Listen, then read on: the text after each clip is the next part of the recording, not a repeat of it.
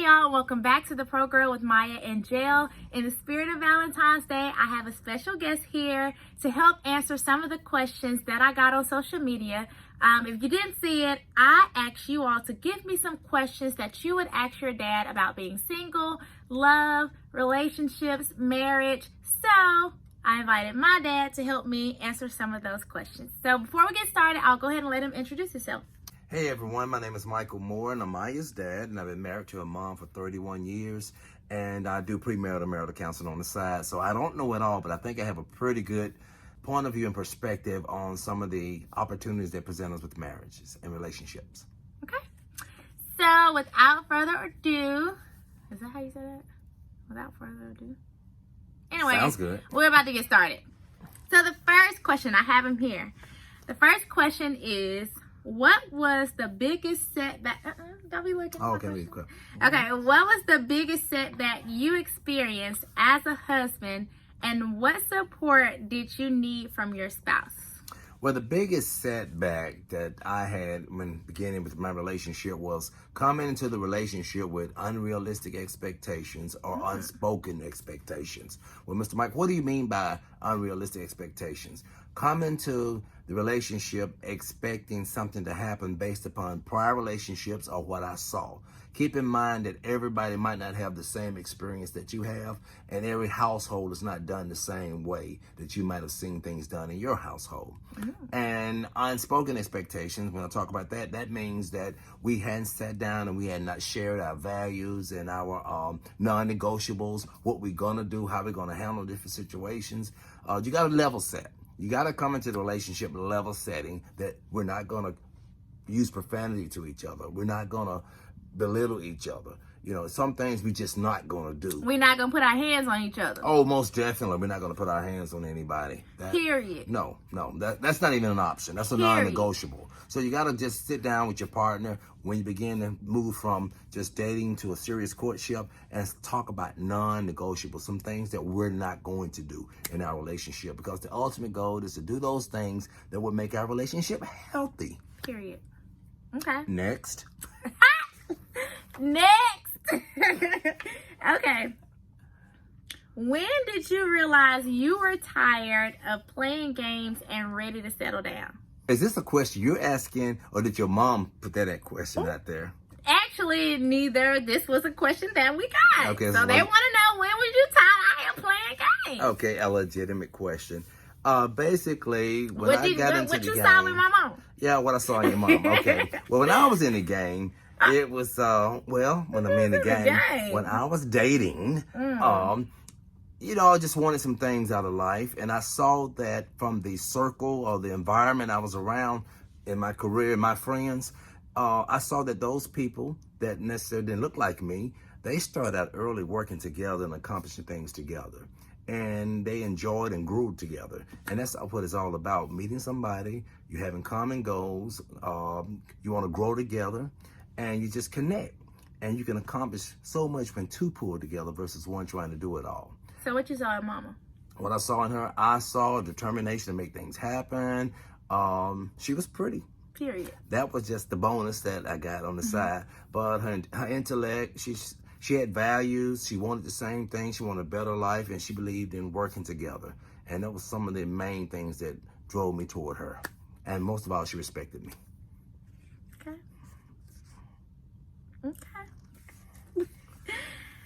All right. So, this is a good one.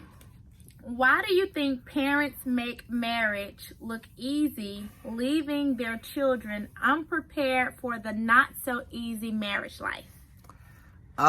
We all have been guilty of doing that, but not being open and transparent and sharing. I think it's just something that's happened to us individually, where we haven't been taught to express and share, and we try to shelter our kids because we want everybody to think we got the perfect marriage. Hey, I'll be the first to admit, all relationships have their challenges. Yeah. I'll say that again. All relationships have their challenges, but you can work through it.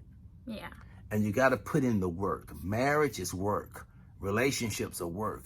And nobody don't want to put the work in. There's no perfect relationship because we're two different people coming from two different backgrounds with two different value systems. And we got to come together and create our own value system as a couple. What worked in my house, what worked in your house, we can't come to the table bringing that. Hey, it's good to have the experience, and we're so grateful for what we saw, but we got to sit down and come together and see what works best for us. Yeah. You have to be realistic, too. I think you have to be realistic. And don't worry about trying to accomplish everything overnight. We look at our parents and we see what they have accomplished, and we want that, but it took time. Hey, we started in an apartment, and I'm not saying your route has to be my route, but the first house don't have to be a $500,000 house. It does not have to be a $500,000 house because you want to learn each other. Because I promise you, in that $500,000 house and that BMW, that Benz you get with that peanut butter interior, those kids are going to write on the seat. So if babies are in the future, you want to start out with something small because first of all, we want to get to know each other and want to have fun. Then we can graduate to other things.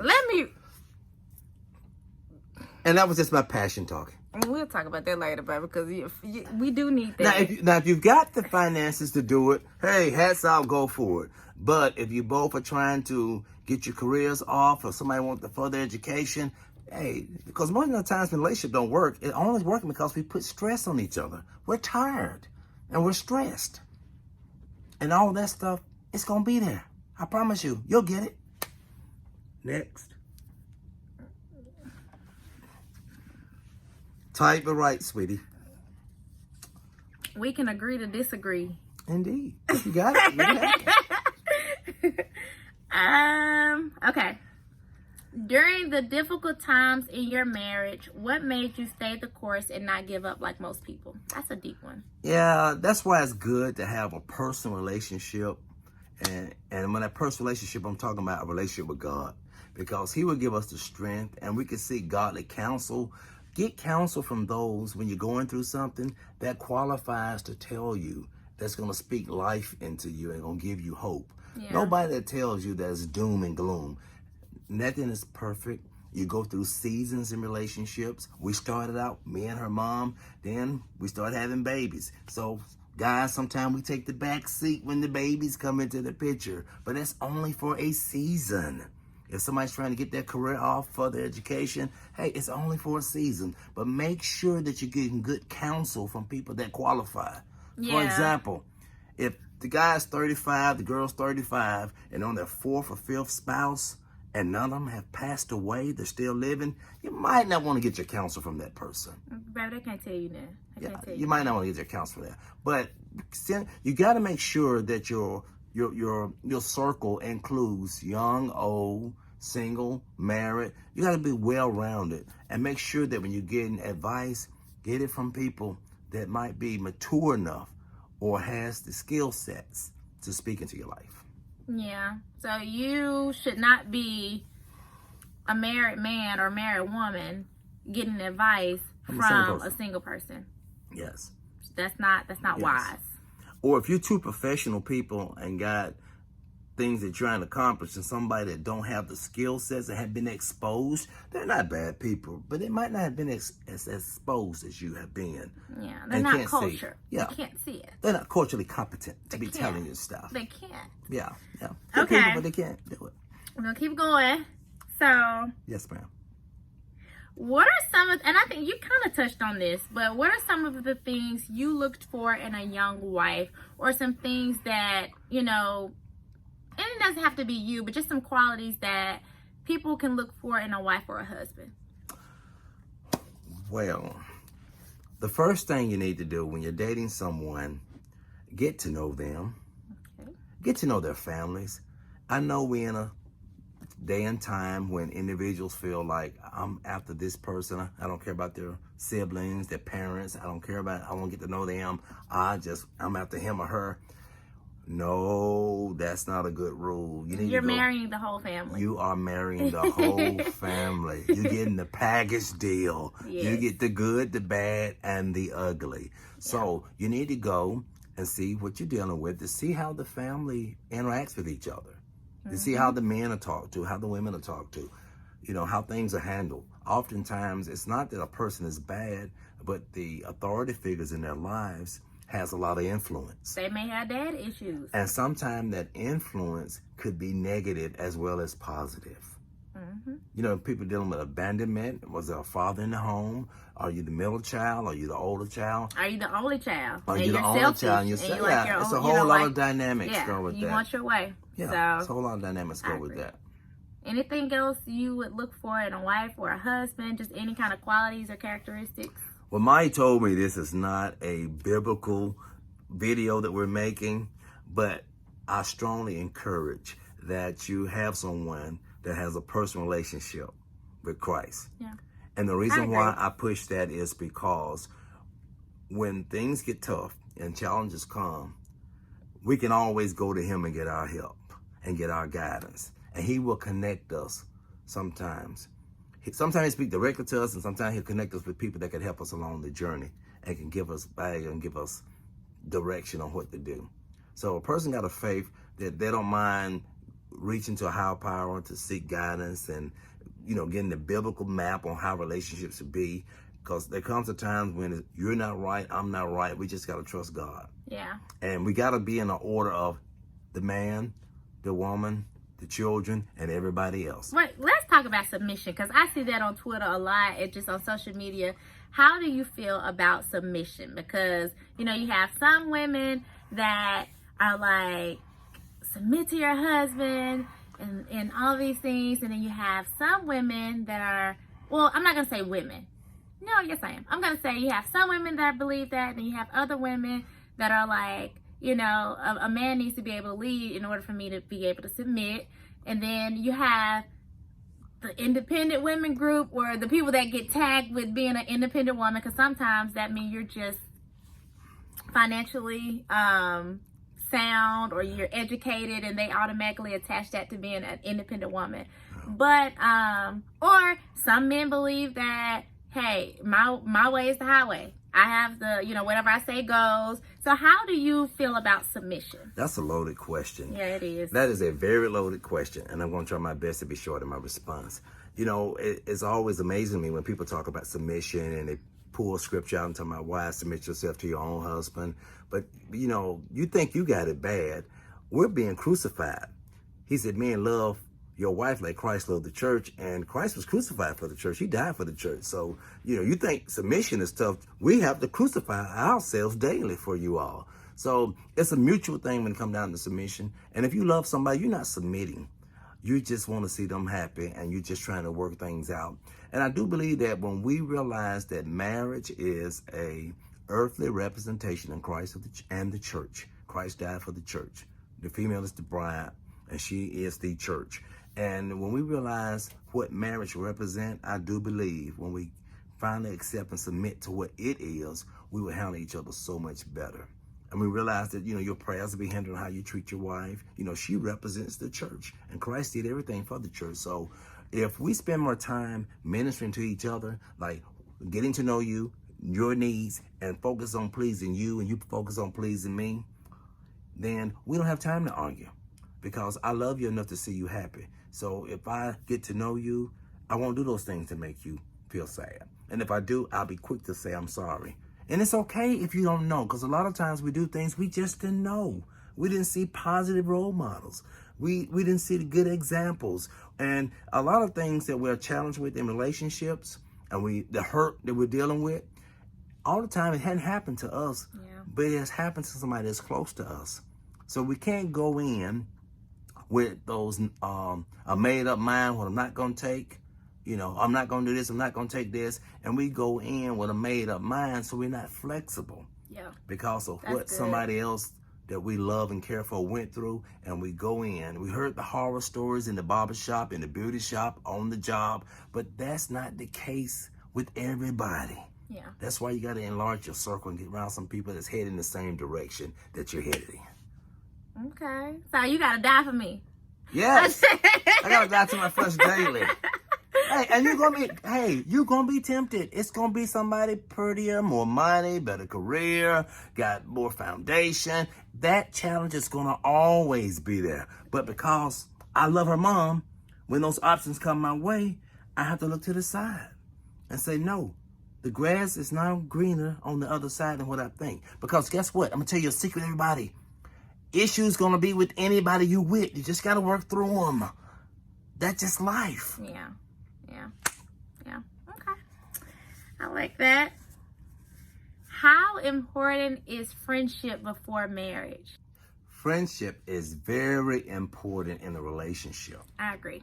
And the reason why I say that is because we both are different and we're going to do things that might offend each other. Yeah. But if we're friends and we can get along, we can work through it. Because there are going to be some days you're going to be mad at that person. But because you're my friend and I value you, I'll put forth the effort to reconcile with you, and I won't stay mad with you as long. Yeah, that's true. What advice would you give a single guy or girl wanting to date? So I'm single right now. What advice would you give me as I think about or become more open to dating? Well, the first advice I would give you is to ask the individual about themselves. Do you like yourself? How do you handle your anger? Okay. What do you do when you get mad? Are you violent? Do you drink? Do you act out? And if so, how do you act out? Do you need therapy? Do you think you need therapy? Are you willing to share and be open and transparent? Those are some good questions. Some specific questions. Not all in one setting though, but not all in one setting. But make sure I get an understanding of those things prior to just becoming serious or. Yes. Don't get caught up in the creature comforts of where they work, how much money they make, where they live, the gated community, and what they drive, because that can be very deceptive. Yeah. Okay. That person might have a lot of stuff, but they're no fun to be around. Preach. Okay. Get me together. All right. And I already know your answer to this, but I'll let you speak about it. Do you recommend premarital counseling? Most definitely. Get counseling before you get married. Yeah. Or if you're in a serious courtship, get counseling. I agree. Talk to someone, because that third party can talk about subjects and bring up subjects that you might not be comfortable talking about. Yeah, and that can be objective too. Oh yeah, very objective. Oh, very objective. Yeah, somebody to talk to, because it's like the onion and pulling it back. There might be some issues there that have not been addressed. Yeah. Some abuse. Yeah. Abandonment, mishandling, hadn't got over a past relationship. Mm-hmm. You know, all men are dogs, all ladies are gold diggers. You know, you got to deal with those things. Because they exist. I'm not even saying they exist, but if somebody needs some healing, let's walk that person through that healing process. Do you believe all men cheat? No. Nope. I don't believe that all men. I think we have generalized things so much that it's caused so much mistrust in relationships. Just because of someone close to us have had a bad experience, we just assume everybody's that way. Okay. Do you think, I'm like asking questions off the dome now. Do you think that... What about all women cheat? No, they don't. Let's talk about that both ways. You can get put out. Let's see. Do you think... Okay, we'll keep going. If I think of something else, I'll ask. How do you stay faithful with a Lambo, nice house, and jewelry? You know what a Lambo is? Lamborghini? Yeah. Okay, I'm just saying. Hey, I'm in the game. I'm just saying. I told y'all earlier I'm relevant. I'm just saying. How do you stay faithful with the Lambo, nice house, and jewelry? I'm guessing this means how do you stay faithful when you have nice things or you have a lot of money and I'm assuming that you get a lot of temptation because of that. How do you stay faithful?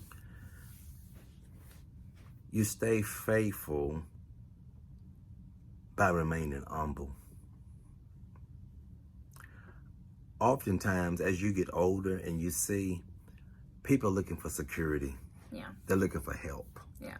And we guys get trapped all the time with a compliment, an accolade somebody gives us, and we take it we can't handle it because we're not used to having attention. So that's why you got to know yourself and know your boundaries. And you got to know what your kryptonite. You know, Superman had kryptonite. I don't know if this audience is familiar with Superman, but there was some kryptonite. There was an element that would get in his presence and pull his energy from him. And you got to know what your kryptonite is. Yeah. So if you're lacking attention or you need attention, hey, everybody's got a love language. And your love language, in most cases, men love language is affirmations. They like to be celebrated and loved on. The ego. Yeah, the ego. So you got to feed that. You got to get to know your partner and know their love language so that you can give them what motivates them. So that to help them not to fail. And you gotta have self-control too. Because, I mean, you have to have that. Because you may be getting all those things, but unless you have self-control and discipline, you're still going to act. And so, I think that's a big part of it too. Yeah, discipline. Because temptation, and that's male or female, temptation will come. And, it's going to come. And, I mean, at work, at a club, wherever, it'll come. But you have to be mature enough and have enough self-control and enough self-discipline to say no. And like you said, know your boundaries. I agree with that. Okay. Well, we had so many more questions, but I'm going to cut this video short because, like I said, I don't like long videos, but I think can I share one thing with your audience? Oh, go ahead. Just one thing in Let closing. me take over. No, just one thing with the audience. Go ahead. Hey, for all of those ladies that might be out there watching this video that has been mishandled, abused, in whatever way, whether it's been physical or mental, and a lot of times it's been mentally, I apologize for all the guys. I apologize. There is hope. There are some nice guys out here that's trying to make it happen. They might not have it right now. I didn't have it all together when I met Maya's mom, but she stuck with me and she stroked my ego, make sure and helped me get my education and helped me get my foundation to get my career off and running. And when temptation came my way, that was my go-to, that she stuck with me when I didn't have. When I was struggling, trying to find myself, find my identity, find what I want to do with my life professionally, and even now in the season that I'm transitioning in, redeploying myself since I left corporate America. So those were those tangibles that when somebody might be prettier, better shape, got more established, came my way, I looked at who was with me when I was trying to make it. And that has always been my trump card to keep me faithful to her. These 31 years coming this Tuesday. So those that mishandled you and did you wrong, I'll say I'm sorry. They might be no longer on this earth or went on with their lives with their second spouse, whatever. But hey, I'm sorry, and you can make a difference. And before we go, I want him to quickly just give a little insight or advice for somebody that may be dealing with physical abuse or emotional abuse or just in a bad situation, whether you're getting cheated on or whatever the case may be. In no way are we saying stick it out or work through it or deal with this. I'll let him just speak on that real quick. Yeah, if the person is not willing to get some professional help and go through some counseling so that the relationship can be reconciled, I encourage you to get away from them. We've got to learn how to have healthy boundaries, especially in our culture. That name it and claim it, lay hands on it and put it on the prayer list. I'm not saying that's not important and it has its place. But if it's not healthy for you physically or mentally, you need to turn it loose. Period. Just turn it loose. Period. Cut your losses. I'm not pro divorce or things of that nature, because we got abandonment, adultery, and death are the reasons that we can be separated without any repercussions. But if it's not healthy for you, don't do it. It's not worth it. Yep. Get you some help and get you some counsel and move on so that there's always hope and you can have a successful relationship going forward. Because you got to be healthy before you can help somebody else be healthy. Yeah, I know. I preach self-love all the time. Yeah. Love yourself. You gotta have You're beautiful. You're more than enough. You got everything that you need. You got it all. You just got to wait till your season. Now So y'all those see, that- baby, y'all see, I get it from the best. Yeah. I get it. And You can't those come. that don't have nobody for Valentine, hey, celebrate your friends that do. Take yourself out to eat. Prepare yourself. I got the little minister part of me. He that finds a wife finds a good thing. You prepare yourself for being a wife now in the season that you're in. so that when he finds his good thing, you don't have to get ready. You already ready. Okay, you preaching. I'm preaching. Y'all have a good night. Well, y'all, that's gonna be the end of this video. Again, make sure you share and subscribe. Also, be sure to follow me on social media at The Pro Girl or Maya_Angel on Instagram and Twitter. Thank y'all so much for watching. Hey, thanks for letting me hang out with you all. Happy Valentine. Happy Valentine's Day. God bless.